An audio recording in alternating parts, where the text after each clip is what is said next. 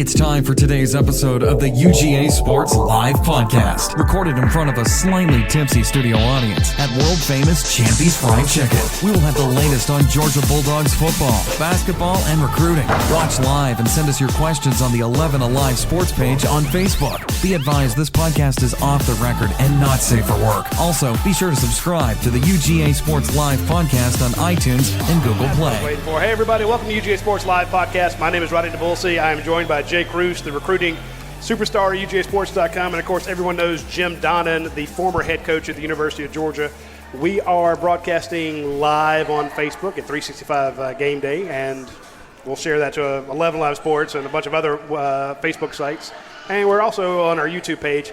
The audio will be better next week on our YouTube. Sorry about that, folks. It's just it's a backup. Bear with us. We are at one of my favorite restaurants. We are at the Urpie, the original location of Urpie. Urpie has 70 locations. This is the original one. We are sitting in the original seats that I had my first Urpie, that I had my first pizza here, my first salad, my first sandwich. This No-No's here, No-No's Italian sandwich. It was all here. Drew French and Natalie French are here. They are the founders of Urpie. 70 locations with more coming. So if there's not one beside you, there will be one soon. I guarantee it. Great spread here. And I asked them, they said, hey, what do you want to put out? I said, look, let's show them what they got. You know, because you think Urpie, some people think it's a dessert place. It's not. You know, it is a fantastic. But they have dessert. They do have dessert. They have gelato. Yeah. They have the gelato. But I wanted to show them that they have the No-No's Italian. They have sandwiches. They have custom-made pizzas. You come in, and they ask you so we can see it here, what crust do you want, what sauce do you want, all the toppings you want. They're not charging an extra $1 per topping, stuff like that. Just put whatever you want on it. You go down, you pay, you grab your drink, you sit down. They bring the pizza, fired right there behind you in a high heat stove. It's fantastic. And by the time you've gotten your drink and checked your email, your pizza's ready.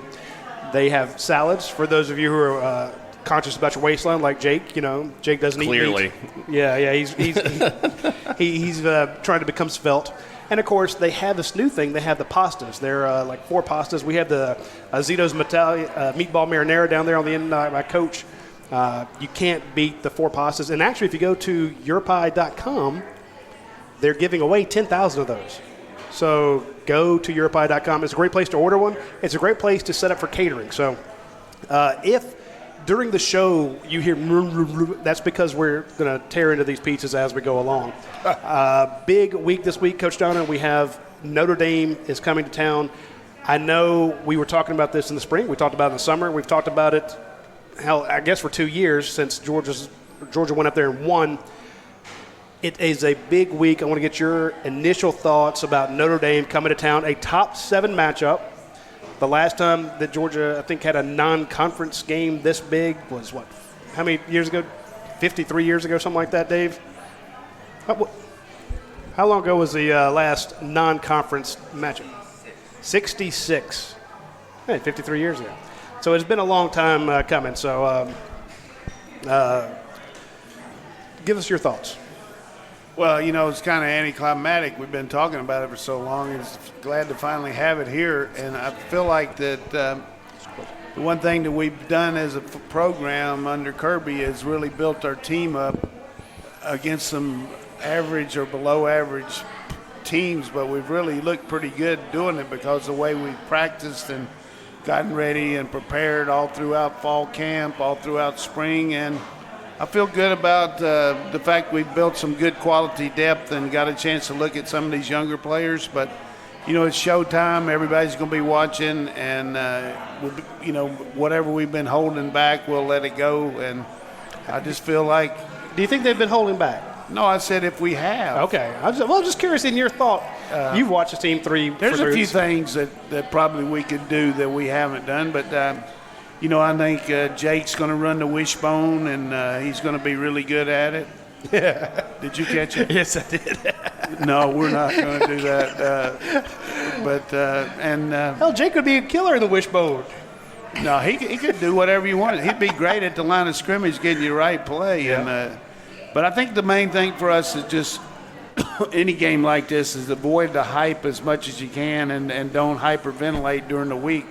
everybody talking to you and interviewing you, hey, just prepare and get ready. They got a good, solid team.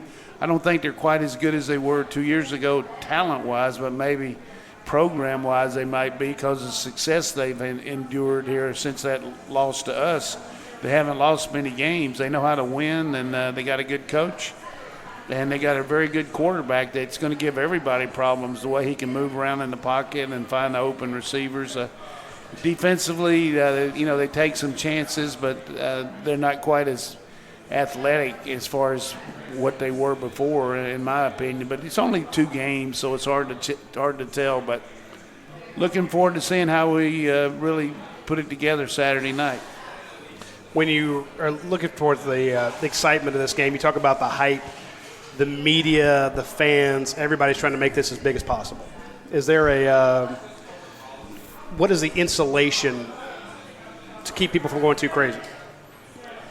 Well, I think that the fact that Kirby has always been such a really good awareness type guy, having been in so many big programs himself coaching, he knows what big games are all about, and he knows that you just talk to your team on Sunday when you have your meeting, and Sunday and Monday, that, we got to focus on ourselves, give the other team credit, but understand that we got to approach it like any other week as far as not making it bigger than it is or not taking anything away from it. But the one thing that I always felt like in a big game is you challenge your team. This is why you come to Georgia. This is why you want to be a part of a big-time program, is have a chance to play on the big stage, game day here, everything about it. So that everybody in the country is going to be aware of this game because it's 3 versus 7, and with the situation now with the playoffs, it's a big feather in your cap if you can win a game against a top 10 team, So, well, in the case of Clemson now, Clemson's in a situation where they're more than likely not going to play anybody the rest of the year that's in the top 25 in the country. So everybody's going to be telling them every week, look, how you're on cruise control, when are you going to be in the playoffs and all that. But realistically, unless they just step on their own toe, they're going to have a hard time losing the game. So you got to feel like Clemson has got a direct shot at the playoffs just because of their schedule, and their team. But we got some bumps in the road we're going to have to get over. It looks like Auburn's defense is pretty good. Texas A&M is going to continue to improve. Who knows what's going to happen when you play a rivalry game like Florida. So this is the game that we really need on our resume to make it to the Final Four. That was I came up with this theory the other day when I was talking to some friends at 11 Live. I said, a lot of people get nervous about scheduling a game this size. They say, why play a Notre Dame when you don't have to? Why not just go through your standard SEC schedule? It's hard enough as it is. Why put yourself out there with a possibility of losing anything? Well, if you don't in today's, I'm going to help you out a little bit. You're trying to give me the question here, and I'm going to answer it here anyway I can. Yeah, okay. But go on and finish what you. There might be something else to it. Well, it seems to me that if you schedule one of these games, one of these huge games, and worst case scenario, you lose. Okay, but it's not a conference game. You go through and you win the SEC East, which Georgia should do. You play in the SEC game, title game, and if you lose that one, well, you got 2 losses, you're out. But if you win that one and you still have a loss, you still say, look, we're the winner. We were the winners of the SEC. And we played a tough out-of-conference team. Yeah, we lost to them, but, we won the SEC. Vice versa, if you win this one and lose the SEC championship, you say, look, we took on a top 7 team. We beat them. Okay, we lost to Alabama or LSU or Auburn or whoever in the SEC title game. We have that one loss, but look at our other form of work. In other words, it's that resume builder that it has a downside, and you're adding a top 7 team to your schedule, but win or lose, I think it helps you out.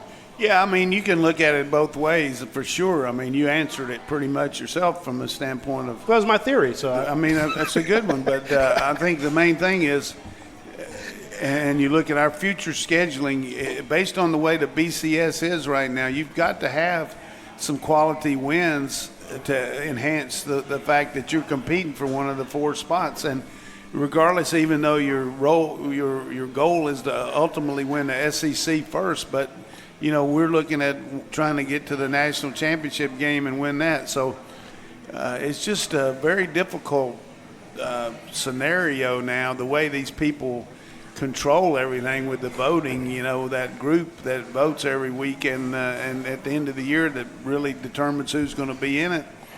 And, we said last week that if you really looked at it, that there's really 3 out of the top 4 teams, including LSU, us, and Alabama, that are in the top 4. Now, after watching Alabama last week, we'll just have to see how they progress. But they've got some holes in their defense. LSU does too.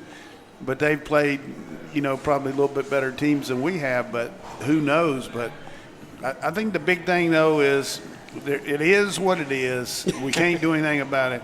I like our schedule. It's when Kirby continues to implement it with big teams, and next year we're playing a Virginia team that's probably going to win their division and play for the ACC, and we got them in the game in Atlanta next year. So, but our team right now has got to build its own resume, and we can't worry about how weak the East is and all that. Especially with a weak East, taking on a team like Notre Dame, it gives you that signature win. If you go through and you beat a terrible Tennessee team, congratulations. You beat a mediocre South Carolina team, congratulations. What, you beat Kentucky? Well, hell, everybody beats Kentucky. Oh, you beat Vanderbilt? In other words, Vanderbilt, Missouri, that's not a strong resume, but you're like, look, we took on Notre Dame. They came to town. We whipped them. You get that kind of but bottom line, we're in the SEC, though, and True. You got to go through the championship game to get there. You know what I mean? So, we got a note here from the from our crack team over here. We're having some technical difficulties. No, we're good. We're good. All right, but I feel like that the schedule as it is right now certainly enhance it, because it's going to be interesting to see how Notre Dame finishes out the year. They got to finish well. They've got a relatively an easier slate than they had, because all of a sudden Stanford's not as good. USC, these teams are playing, so they got a chance to run the table too. So, I'm not going to go out on a limb. Notre Dame's not going to be the best team we play this year. I feel like at this point, from what I've seen, they're number 7. Well, I mean, you think Notre Dame's better than Auburn? No, I don't. But I'm just saying that they're high ranked, and as we've known in the past, Notre Dame's been ranked pretty high in the past, and based on name recognition and the schedule. But that's why I think that bringing in the Notre Dame is a big thing. Also, I know, but a lot of people don't like recruits and all. And we'll talk about Jake about legacy and stuff like that. These guys, these high school recruits, they don't know Newt Rockney from a jar of Vicks Vapor. I mean, we asked J.R. Reed. And Cade Mays got the same question. He said, yeah, I've heard of him. And they're like, well, it was like, hey, do you know who the 4 Horsemen are? And one of the guys, I can't remember which one it was, said, is that a formation? 4 Horsemen, yeah. It's like the 4. Wait, what is that? And it was kind of, they don't know the history, but when they do remember playing against them a couple years ago. They know this team. They're not intimidated by it. My point is, for the fans, for all the people here at Europe High, all the people coming into town this week, all the people watching the show, the Notre Dame series, and later on, the Virginia's not a home and away. That's a one-off. But, talking about doing the Clemson ones, talking about doing Ohio State, talking about doing Texas, going to a lot of people say, well, I don't want to have to go there. I love it when they come here. I don't want to have to go there. The Georgia fans I know had a blast going to Chicago, going to the Notre Dame game. When Georgia goes to Texas, they're going to head out there in droves. As many can get tickets. People will go to Clemson. I know we have part of the fan base, and I get it, who only think about win, baby, win, championship. But Kirby Smart's putting a great product on the field. You have games that you want to see. This is the biggest game in the country. Last week was terrible for college football.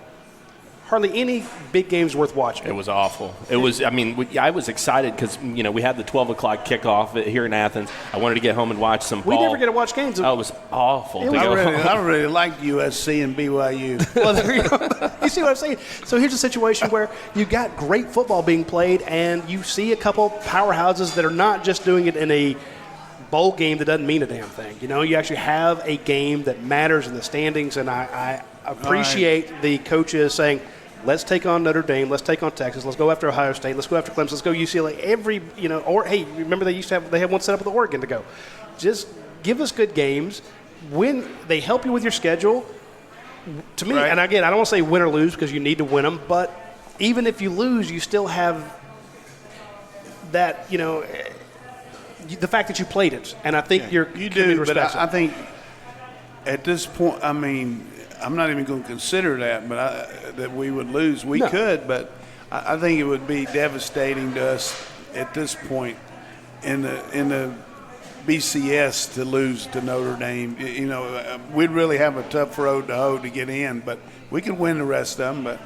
But this is not a win or a must win. They got to win no matter what. But we got a better team than Notre Dame. We're going to have to screw it up to lose this game.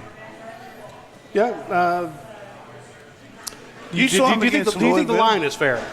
I don't know about the line. Who cares about the line? I mean, last week you watched USC cover on that last play of the game against, and you see Kentucky cover the over on that trick play at the end of the game when Florida scored. The guy should have fallen down. LSU managed to cover too on a 45-point spread.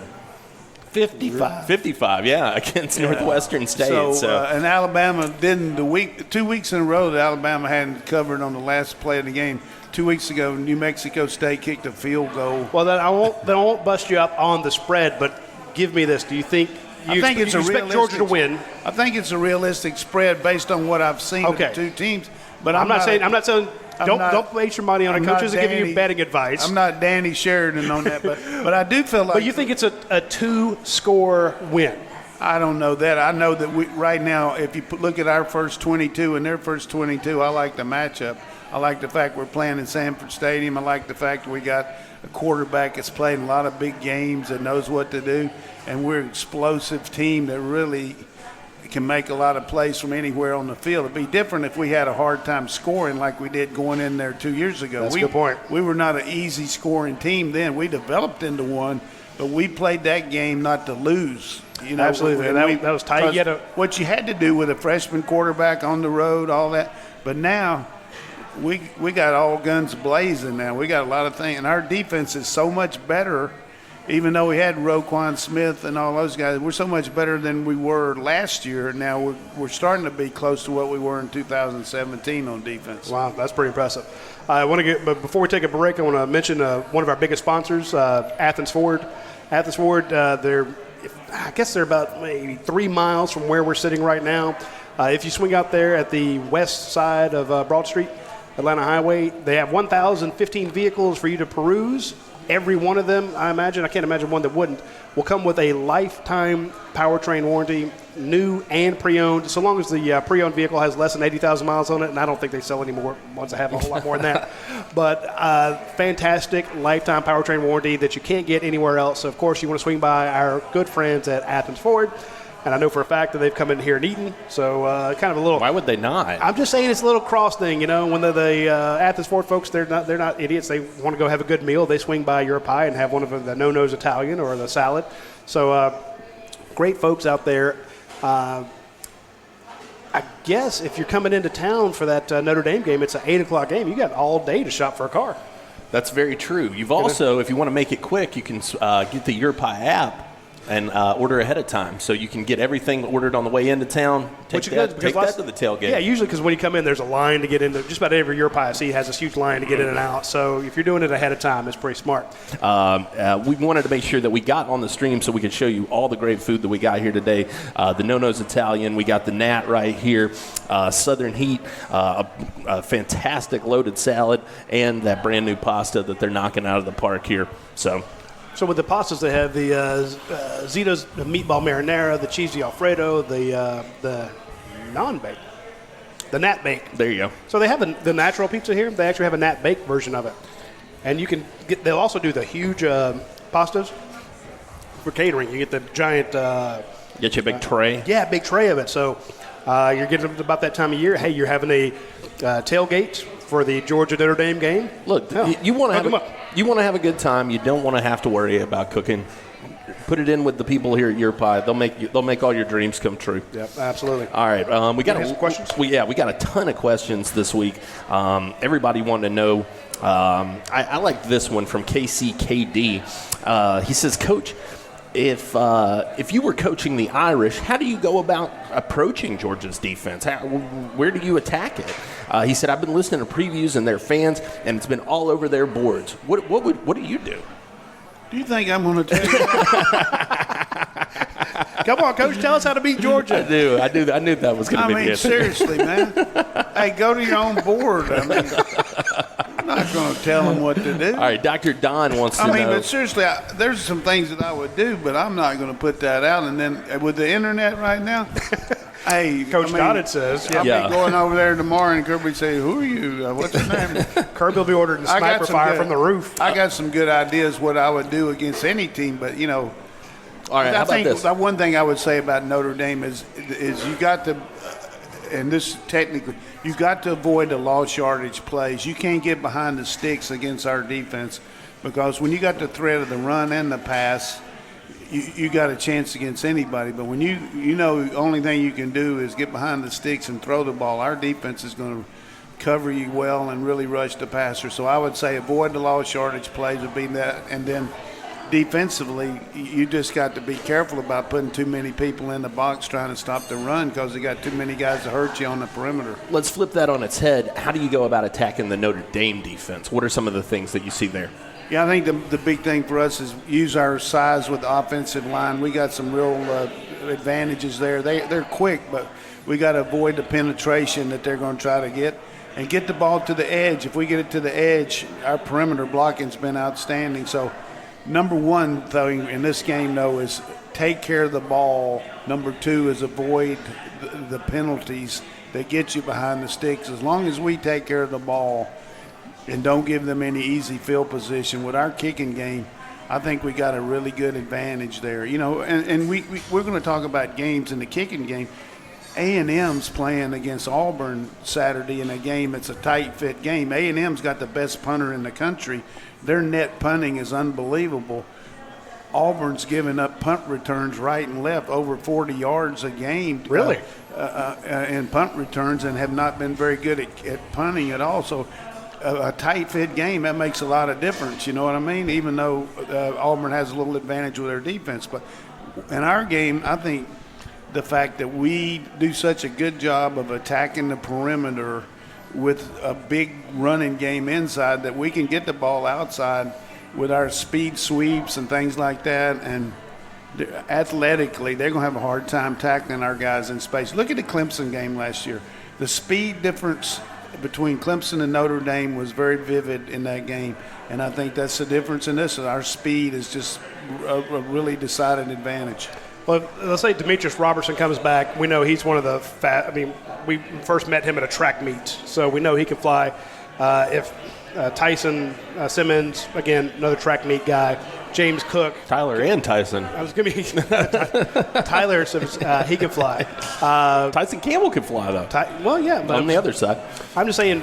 Dominic Blaylock, hey, he let you know on last Saturday. We saw that. He's not that fast, though. He's quick, but he's not a speed bird. And then you get your big guys. No, I don't think anyone's going to accuse Lawrence Cager of being, a sub 4.4 guy, but he's a monster to get to. In other words, you do have. They run that jet sweep a lot because they got the guys to do it. They fake it a lot, and you got to count for it on every play because the one time you're not looking, all of a sudden James Cook is around the edge, and good luck catching them.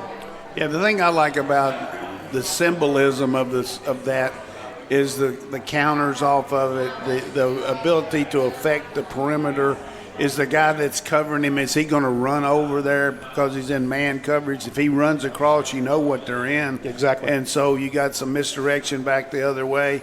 And so I think Coley's done a really good job of not showing a lot, but he has shown ability to use the formations to get these guys in one-on-one situations, and been pretty outstanding the way our guys have run the ball when they got a chance to get it out there. Now on that jet, he's always running behind or in front of the quarterback. He's behind the quarterback if he's under center. If he's in the gun, he's in front of him. Right. How much time does Jake have to decide whether or not he wants to hand it to him? Yeah, he doesn't have a decision on that. It's always handed. If you've got what we used to call it 48 and 49 rocket, we didn't call it jet back then. We call it rocket. But that was 20 years ago. So 48, 49 jet, 48 to the right, 49. And we use it with Hines Ward. But the whole point is you've got to time up the snap so when you're getting the ball, you're handing it to him. Right. So it's not a lot of delay there. So it's hard to have a decision to whether to give it or keep it on that play because of the timing involved. You could probably get some mishaps. So Okay, so you're calling that in the huddle that you're going to run it. yeah, Okay. but you might check it before it's snapped. See, I knew there was a decision in there somewhere. There might be a heavy look on the other side, and you go to it. But the other way they run it's when he comes across, he just flip it up in the air, and he comes across, and he takes it. So See, that's what I was thinking of. That little, almost like a shuttle pass. now, You know, just- if he's flipping it, it's a little easier not to flip it and then keep it himself as compared to take it and then hand it and pull it back. Right. Like when you see when a quarterback rides a guy and pulls it out, that's when you get a lot of fumbles because the guy thinks he's going to give it to you and he doesn't, or he thinks you're going to pull it and he keeps running and he gives it to you.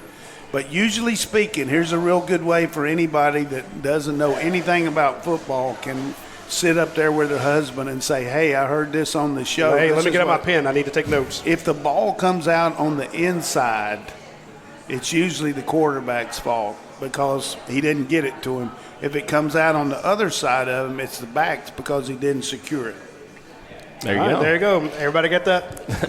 All right, I just want to be sure because I know I get it wrong. I want to dive into some more of these questions because, like I said, we got a bunch today. DGD 1994 over on the dog vent wants to know. He says, Coach, do you see a big matchup problem anywhere for Georgia against Notre Dame? Is there one area that they excel in that maybe concerns you? Well, you always worry about their speed with their receivers. I mean, not that it's a matchup, but we're going to go against some quality guys there that can really get down the field. So it's not so much of straight up their wide receivers versus our DBs, but it's utter respect for the fact that they can hurt you there. And they do a good job with their tight end packages. You know, Chip Long, offensive coordinator, came there from Memphis. And they've had some guys drafted the last couple of years. What they do is they'll use some big packages where they'll use 2 and 3 tight ends where they can maybe get a mismatch at the line of scrimmage and use one of those guys as an H-back. So what they could do is maybe formation us a little bit and catch us off guard thinking we're going to be in some kind of group and then hit us with the tight ends. I'd say the tight ends are as a group are the kind of players that really present a problem because – just like Nauta last year and like Warner, they can line up tight, but they can move out too and get maybe a mismatch against a linebacker. He also wants to know how big of a factor do you expect the crowd to be? It's going to be a factor, but I mean, it's not. These guys from Notre Dame, they played all around everywhere, and they play crowd noise can affect you. There's no question about that, but I don't think it's as big as maybe we'd like it to be. You know what I mean? This is a very seasoned team. It's played on the road, played in a lot of different places. It's a definite advantage. You'd rather play here than there, but unless you can play like we did a couple years ago and take everybody there. I don't know that it mattered last time when Georgia went up there. It was like a home crowd. It's an advantage on the snap count for sure because, they got to use a silent count and we don't. Well, I just want to know how they're going to stop James Cook. I'm interested to follow that. Like everybody else, when he's not in the game, he stops it. I'm interested to follow that Every question time he up. doesn't get the ball worries me. I wish he could carry it. I mean, that's not being negative, but, I mean, it's like Michael Jordan playing for Dean Smith. Dean keep him down. He wouldn't let him have the ball. I mean, let's get that ball to Cook, man. You mentioned the guys on Notre Dame's team being seasoned and being ready for this moment. And that leads to an interesting one here from ATL J-Dog. He says, we have a lot of guys that have been in big games, but also a lot of true freshmen who've never experienced a game of this magnitude before. How do you see those guys handling the game, and how do you get them ready to handle a game? I think they'll handle it better at home than they would on the road, because it's just you're in a seasoned environment that you've been around, you know. But the biggest part, and it's like a broken record, but Pickens has been going out there since this summer against Campbell and Stokes and Stevenson and Daniels. I mean, every day they're going out there against each other. Blaylock, same thing with Trayvon Walker. He's been trying to get around Thomas and Wilson and all. So they're going against guys in practice just like they're going in the game. That's a good point. Better probably. So the only thing is sometimes in the moment of the game you try to do too much because you're a young guy trying to get your reps. And here's the point that I would make is our guys, even though we played 3 games, they haven't played many plays. I mean, you look at these, and I think it's great what we do on our site that says how many snaps they had. Whoever does that tells you how many. But except for a few offensive linemen, we don't have guys. We got guys run 20, 25 plays a game. Yep. And they've played 3 games, maybe 50, 60 plays is all they've played, even though. But the biggest factor for us is we play 120 every Tuesday and Thursday. I mean, they get an enormous amount of reps against better players than they've played against. So we'll react good to it. That's a long answer. We actually it's good. When we actually had a question about the Heat, I imagine, didn't we? Yeah, I know one time I know I had a freshman guy, and I said to him, I said, "You're not going to go out there and pee down your leg, are you?" And that's nothing wrong on the radio saying it. And he said, "What do you mean?" I said, "I'm just worried about you doing that." And he said, "Let me tell you something, Coach. I didn't come here to pee down my leg."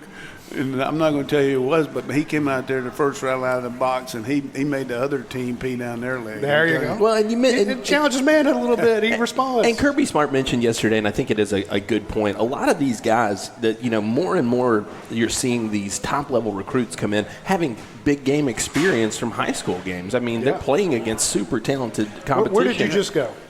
I went out to see Las Vegas, where it was the best of the best from the Southwest playing each other. Exactly. So George Pickens in Hoover has played top-level competition throughout his career. So on TV. Absolutely. But that's my point. We see these guys in 7-on-7s. We see them in these big games. If you're down in Colquitt County, you're going to play a big team in Alabama. Valdosta, you're going to take on somebody out of Florida. It's the stage is not too big for most of these guys any longer. Roddy, good question here for you. This is from Savage Pads. He says, "What color shirt should I wear on Saturday?" Just go shirtless. Wave it over your head. Just go nuts. Woo! Said what? He said, "What color shirt should I wear on Saturday?" You got the red on. Roddy's got the black on. Your lucky shirt. Yeah. Is your lucky shirt red? Is your lucky shirt black? There are a lot of fans that want a blackout. They want to wear black shirts. It doesn't matter. It won't affect the game. Last week you should have wore pink. If you did, great job. And by the way, Blake Anderson, the coach at Arkansas State, was moved, very touched by it was great. How many Georgia fans came out. I think a lot of Georgia fans became Arkansas State fans last week. It's kind of like last year. Everyone became UMass fans. Yeah. After Andy Isabella put that together. So I'm just saying, good respect. It was a nice, and of course it was a good, Georgia won handily. But point being, I thought it was very classy by the Georgia fans to do that. I know a lot of people were wondering about, is Georgia going to have a blackout this week? The players would be happy to see it. If you want a blackout, wear a black shirt. If you don't want a blackout, wear a red shirt. It doesn't matter. It won't matter. And it's nothing against the person asking. Regardless of what happens, that's the coaches and the players' choice. I mean, don't be. No, but he makes a good point, because there are a lot of fans who are saying, you're not going to lose because you got on black shirts. But you're not going to win. But it's good for morale. It's good for recruiting. If there is a fan blackout, it looks cool. Okay, when Georgia's recruiting, they bring the players in. What do they give them? Black jersey. Absolutely. The kids take photos in the black jerseys. School colors? Red and black. So, point being, you let them. You do what you want to do. Now, if the fans agree, like they did last week, to get as many people wearing pink, it looks great. If the fans as a group say, hey, We're going to wear black. We're going to have this cool red LEDs come on in the fourth quarter, if assuming Georgia's winning, and we're going to have these cool LED light shows. Great, again. If that's the biggest problem we got, if people get mad about or like. But no, if the fans want to do it, I wear black to every game. Is that right? Yeah, I wear a black T-shirt because it's hot as mine hell's down there. I'm hot. So, are you superstitious or what? He's like Steve Jobs. He's got like 15 of the same outfit. I wear black. I just about everything in my wardrobe is black. Just about. All right. It's very slimming. Yeah, that's why.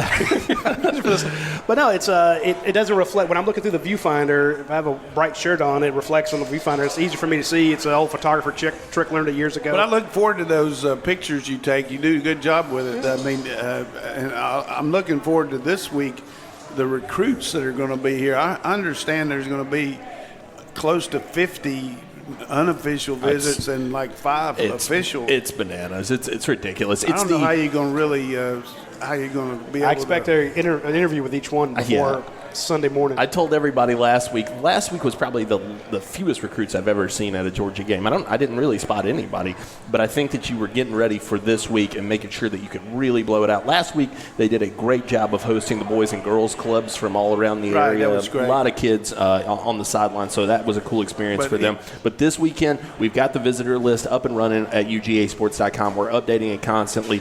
Tons of official visitors from some of the biggest names in the nation. Noah Sewell is the picture we used on the front, so I'll go ahead and mention him. We got a story coming with him today over at UGA Sports too, so make sure you get over there and check that out. Get that story up. We got Darnell Washington, who we did a story on yesterday, speaking with his mentor. He's official visiting. I'm expecting that Keely Ringo is going to show up in town. He's not going to be on his official visit, so that's just another boost for Georgia in his favor. So you got a 5-star quarterback coming and not on an official visit? He's already been here 3 times. Yeah, he'll save it. But here's the thing about it too, that from a coaching perspective, it's going to be some unbelievable pressure on coaches to deliver during the game. There's no question about that. But when you got to think about every one of these kids, you got to spend some time with them before the game. When your mind's on the Notre Dame game, that is tough now. Well, and you, as an assistant coach, you've got to make sure you see not only the recruits in your area, but also the recruits that are in your position. And as the head coach, they're going to be working with Kirby to, use him effectively before the game. And we've talked about in the new area down there, they have that big recruiting area, but they also have a specific area where Kirby can take them individually into his little lounge in there. And he's not going to be able to spend an inordinate amount of time, but at least make that guy feel like he's the only one there, for the unofficial. But the next day on Sunday, which I think is a real plus for us, is having an open date after this game.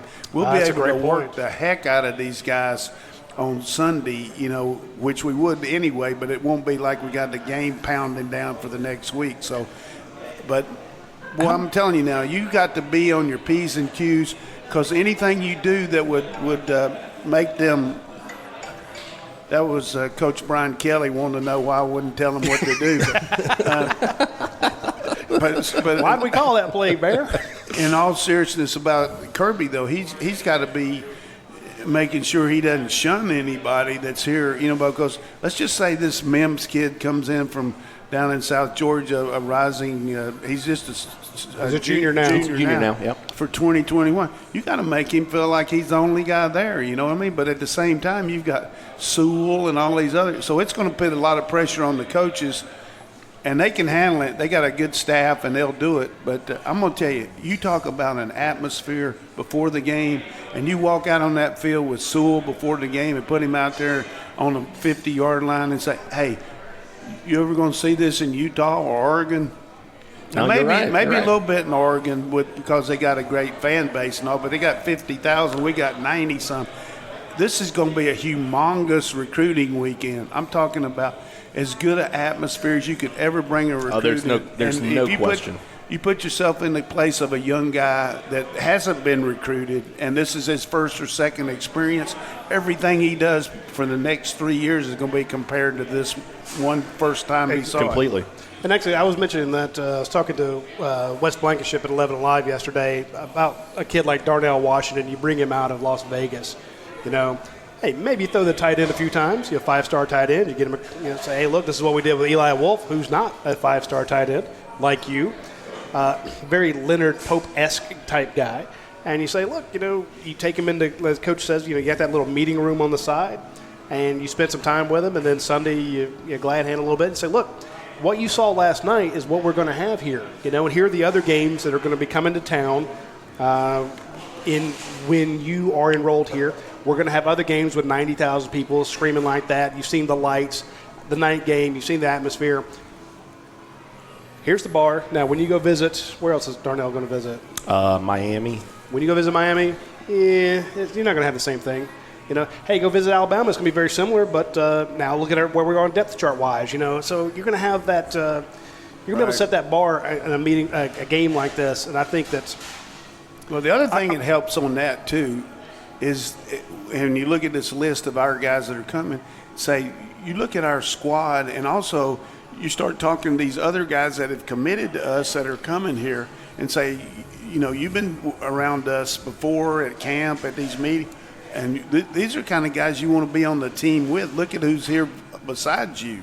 I mean, it's a who's who of players around the country because they love Georgia, but they want to see this game. It's a big hit. So I got to get a question for Jake. Supporting cast. With you that have that list. How many people we have on that list now? We're definitely approaching at least 50, I think. We got about 50 kids on that list. If they were to suit up tomorrow, that 50 kids. Yeah, you can play with that. Where would they wind up in the SEC East? Second behind Georgia. I mean, I said third, and they could probably compete with the current round. I'm not kidding you. This is as good of a list as I've seen in the time I've been covering recruiting. You would have a quarterback, you'd have a 5-star running back there. Yes, you're going to have Kendall Milton there. Kendall Milton. Yep. 5-star tight end, 5-star cornerback, 4 or 5 offensive linemen, 4 senior offensive linemen, 3 junior offensive linemen. Is Broderick Jones coming? Broderick is expected to be there. I want you to get a picture of him. Some wide receivers. Yeah. I tell you what would be a good pick if all 4 of those linemen would just get side by side and get up there and get beside Coach Pittman and let him get laryngitis saying, yes, sir. It'd be nice to have a picture of freaking compliance wouldn't breathe down our necks. I want to ask you. You can't take their picks. No. I want to ask you this Even question. if they're walking around. You can do that, but Yes. you can't line them up. Ronnie Brown asks, and I wanted to ask you this too. You mentioned that 8 o'clock start and the day, having that big lead up to the game. How much does that help you, though, in recruiting? I mean, does it help you to have all that time before the game? It helps you, first of all, from a travel perspective. These kids that have a game on Friday night and have a long trip, a 12 o'clock kickoff is almost impossible to get here.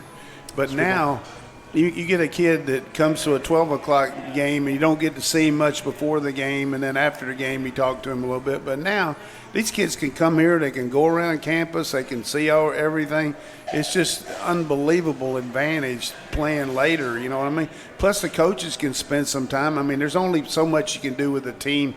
You have the pregame meal and you have the walkthroughs and all that, but coaches get a little bit more time with the unofficial visits that they wouldn't get, and then the official visit kids, they're going through a regular official visit, and for the fans that means they can get their travel paid for, their parents' travel, they can get 3 tickets plus themselves to the game, and all their food paid for and hotels. So there's going to be a lot that they're going to do during the weekend, and you want to make sure that they don't get slighted. So they're going through the academic part, they're going through the facilities, checking everything out, just like they would if we didn't have a game. So there's a lot of stuff getting ready. But one other thing that I want to mention, with my memory, I forget so much, but I think a big part of this game is the officials. We're going to have ACC officials for this game, just like we had SEC when we played there.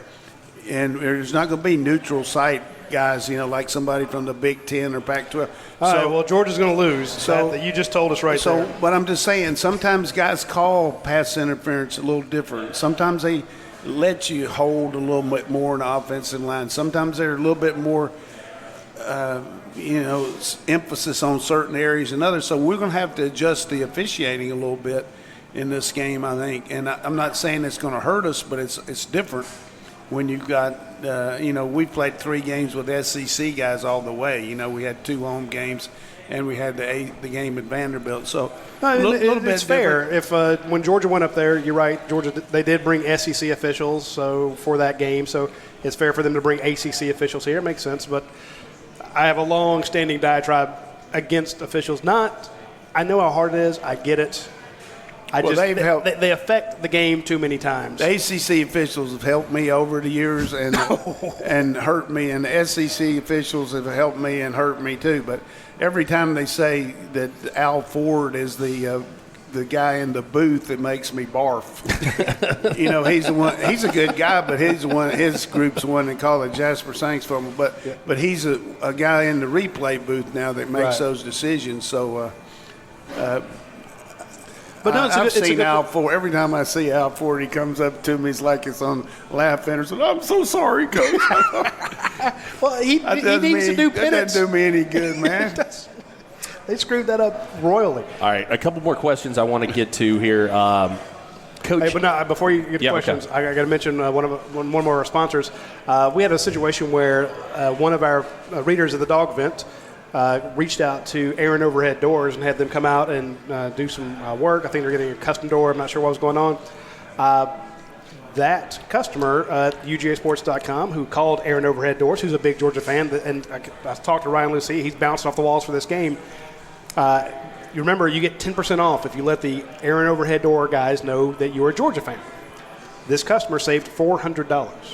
Oh, wow. Yeah, that's not bad. That's 4 years of UGA Sports right there. There you go. My point being, by seeing that ad on there, mentioning to the Aaron Overhead Door guy, say, hey, I want a custom door, I want a fixed door, I want a new motor, whatever you want, you get 10% off. This is a situation where one customer saved $400 by saying, oh, yeah, I'm a Georgia fan.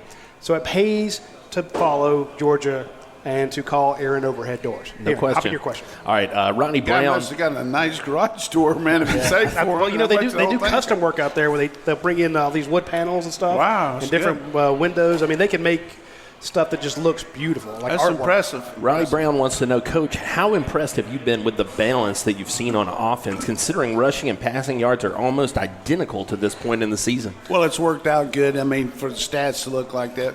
What's impressed me is we've taken what people have given us, notwithstanding those 3 field goals we kicked against Vanderbilt. But I think the fact that we got so many ways to hurt you, and we haven't even hardly used Werner yet. I mean, he hasn't gotten the ball, but I think the fact that we had some injuries, all of a sudden we lose Simmons and Pickens comes in there and gets over 100 yards. We lose Robertson. Can't can't play because of an injury, and Blaylock gets 100. That's impressive there. But I think the main thing, the balance is good because it shows you got a quarterback that's going to take what they give you, and it's what we've prognosticated all year, that our play-action game is going to be outstanding. I like that little wrinkle where we fake to the back and then roll out and throw it to him in the flat. But what you're going to see as we progress, he's going to roll out. They're going to start jumping that guy, and we're going to hit the crossing route coming in right behind him. I didn't even think about that. A lot of people with this question, do you expect do you expect Georgia to open up the playbook a little bit more, see some things that we haven't seen this season yet? Maybe so, but I think the playbook, it is what it is. We don't have a lot of magical chapter 2, we're going to show you this and all that. I think that's just kind of nothing against the question, but I think we got plenty of ways that we can attack people that look a little different maybe, but we've got a power-based pro attack that's based on the running game, setting up play action. We probably might have a few more screens, maybe a few more misdirections, but I would say a little bit more defensively than offensively, a little more pressure packages we haven't shown. But I would ask you this about a trivia question. I just saw this. Eli Manning was benched today. You know what his career record is?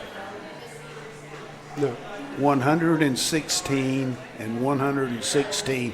So Eli, if you'd have won one more game, he probably wouldn't have got picked. Is that unbelievable? He's got a 500 record, but he's got those two Super Bowl wins. Yeah. Absolutely. And again, that's And they're going to be benched from a quarterback from Duke.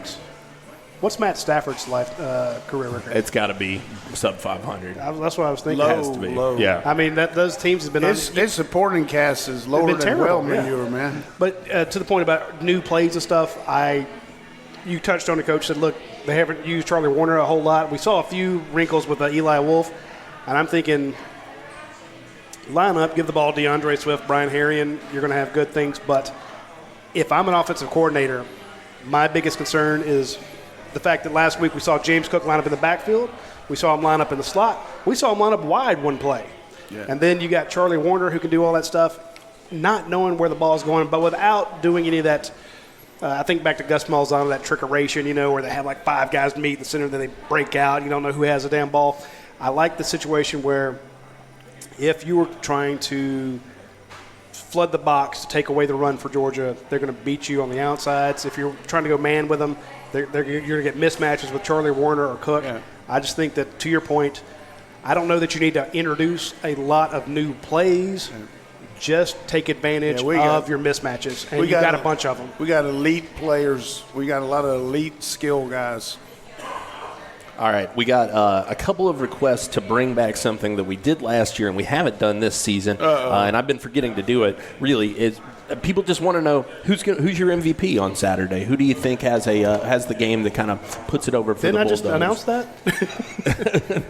that?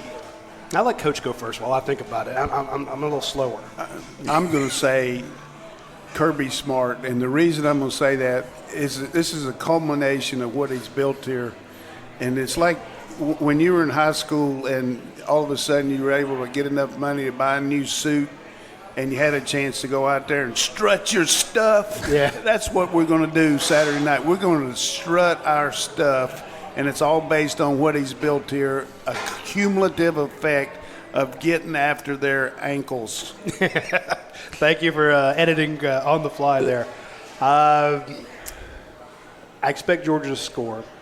Just tell good. I mentioned Charlie. I mentioned Werner and Cook. And of course you can't take anything away from it. It would not surprise me if you think back to that first game against Notre Dame where you had a wet behind the ears Jake Fromm going out there for his first start. Now, granted, again, we had seen him play in big games. The kid didn't shy away from it, but this is a completely different Jake Fromm than last year. But again, I don't know they'll have crazy numbers because he's going to do what he needs to do. He doesn't need to be the MVP.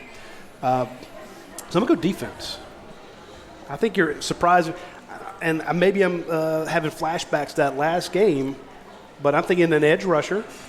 I'm going to go with Azeez Ojulari. All right. Again, you got a running quarterback, a guy who's a dual threat, a guy who can be a real pain in Georgia's butt. He's not a running quarterback. Well, I mean, he can run. Yeah. He's a passer, but he's good enough to run, though. That's my point. Here's a guy who can tuck it and run. He makes you do some stuff to think about it. Right.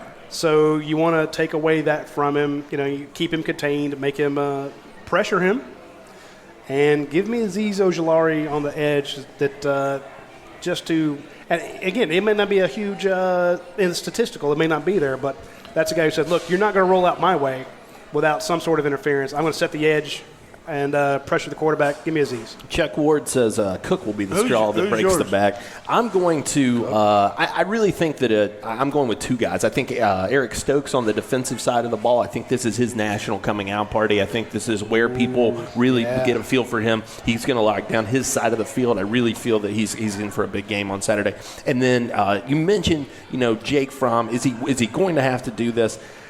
I think that this is Jake Fromm's game. I think that this is what he's been waiting on. As you mentioned, that last game, one of his most clutch performances throughout his career. Just not a guy that's been asked to have to do a lot. I think this weekend he puts the team on his back, makes a lot of big plays for Georgia, makes some big throws, and ultimately wins you the game. What about Monty Rice? I think that what you said about the edge rushers is really going to be more so the case. I think that those guys. Yeah. This is a game made for those guys. Nolan Smith, maybe he's living for those big game atmospheres. A lot of them at IMG Academy, certainly. Yeah. So I think that. I'm just thinking on the stat book. If you see Monty Rice has 14 tackles, do not be surprised. Yeah, no, I can see that. See that. All right, good stuff. That was. Is that all the questions? I think that's everything for today. What was the other question? You said bring back something from the past. Oh, that was it. Yeah, we haven't picked our MVPs this season, so people were curious as to who we thought. I'm going to be interested to see, in the case of Isaiah Wilson, if he can go or not, and I'm sure they're going to really be careful about that. But if he doesn't go, what's going to be our combination go-to? Is it going to be Mays and Cleveland, or is it going to be Salyer and Mays?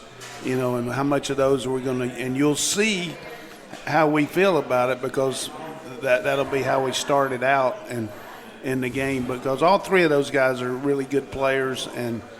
But I think the one constant is Mays is going to be a starter at guard or tackle. I agree. The guy is an unbelievable talent that really has flourished. And I like the fact that, reading on your storyline, that he said, hey, I could have gone to Tennessee, but I want to go someplace so I could compete for a national championship. Yeah, he said that's what you want. Speaking of Cade Mays, I actually asked Dane to send me a video clip. And at one point, I guess it was last week, the guy that he was engaged with, you know how the defensive linemen sometimes get underneath that face mask or something. He turned around and just swatted that guy to the ground. Yeah. And I was like, just the human strength to knock another human being to the ground like that. I was like, he's got a nasty streak. He does. He's nasty, and he's a good kid too. I mean, he's very competitive, and yes sir, no sir. It's like Jamari too. I saw Jamari in the hall, and yes sir, no sir.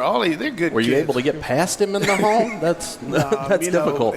Jamari is wide body now. Yes. You don't realize how big these guys are, taller than they look because they're so thick. But I was just saying, when you have those two out there, when you have a guy who is as nasty and strong and just engaged, I mean, who does not want to lose, and in a 55-0 blowout, you have a guy who comes at you the wrong way and he just flings him to the ground. I'm like, that is a Dan Inman type kid, right? Here's what I think is going to happen Saturday night. If you ever go on YouTube and you see these safaris and you see these people out there in these little Jeeps chasing around, and they see these rhinos and they go up to them and they try to get pictures and everything, and it really chaps those rhinos, and all of a sudden they get underneath and start flipping those trucks over. That's what's going to happen Saturday night. We're going to put the rhino on them. If you want to tick off Jamari Salyer and Cade Mays on that side, and then I don't know that Andrew Thomas gets mad or Solomon McKinley. They just seem to be having a good time. Oh, they do. But they just destroy people on their side. So we know so much about these guys that we have a tendency to maybe overblow them how good they are. But the thing that I like about it, and what I used to talk to our coaches about, we need guys that could walk in the first day of camp, that can walk into your program and play, and can walk into other places in the country and play. That's what you got to have. Well, that's what I'm saying. You got that on both sides. We got a lot of those guys now. Isn't that right, Jake? Give me a great offensive line. Loaded up with them. With those backs behind it, and I think Georgia has a great chance of winning this game. The most improved part of our teams are D-line, though. Yeah.